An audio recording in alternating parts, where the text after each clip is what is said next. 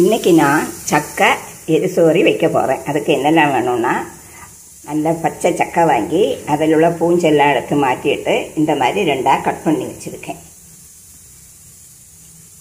அதோட கொட்டை இது தொலி எல்லாம் எடுத்து இந்த மாதிரி ரெண்டாக வந்து கொஞ்சம் தண்ணியும் ஊற்றி அவிச்சு வச்சுருக்கேன். இது வறுத்து போடுறதுக்கு தேங்காய், எண்ணெய், கடுகு, உளுந்தம்பருப்பு, கருவேப்பிலை, வற்றல் மிளகாய் போட்டு தாளித்து இதை கொஞ்சம் ப்ரௌன் கலரில் வறுக்கணும். இது இந்த கறி வச்சு இறக்குற சமயம் போட்டு இறக்கணும். அரைக்கிறதுக்கு அரைப்பு ஒரு 4 டேபிள் ஸ்பூன் தேங்காய் திருவல், கொஞ்சம் கருவேப்பிலை, 1 டீஸ்பூன் ஜீரகம், சின்ன அரை ஸ்பூன் மஞ்சள்தூள், அரை ஸ்பூன் சில்லி பவுடர், இவ்வளோ வச்சு நல்ல நைஸாக வேண்டாம், ஆனால் கொஞ்சம் அரையணும். எண்ணெய் சூடாயிடுச்சு.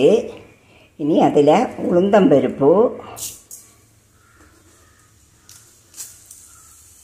கடுகு,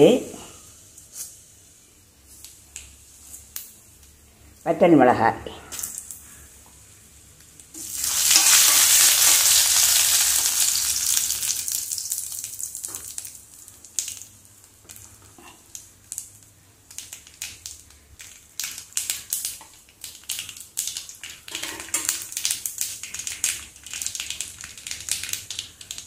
கருவேப்பிலை,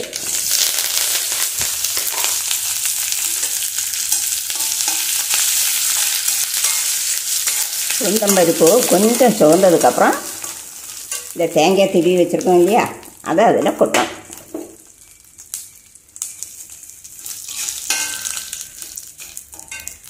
உளுந்தம்பருப்பு சோர்ந்துடுச்சு. இனி இந்த தேங்காய் திருவினதை அதில் கொட்டணும்.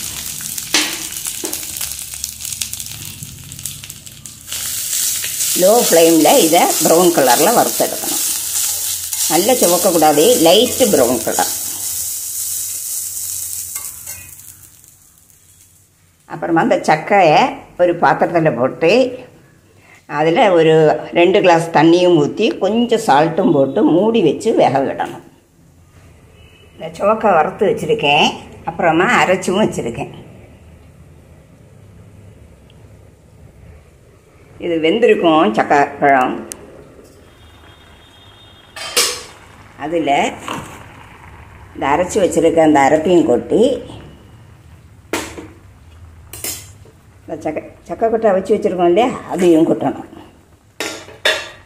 கொட்டி நல்லா கிளறி கொடுத்து அதில் 1 டீஸ்பூன் சில்லி பவுடரும் போட்டு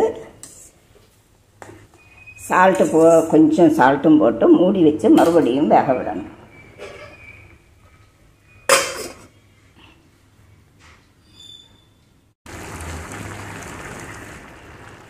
பலாக்காய் வெந்துடுச்சு.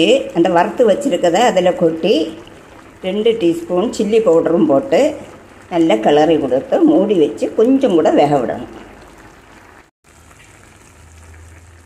பலாக்காய் கூட்டுக்கறி சரியாயிடுச்சு. சால்ட் எல்லாம் சரியாக இருக்கான்னு பார்த்துக்கணும்.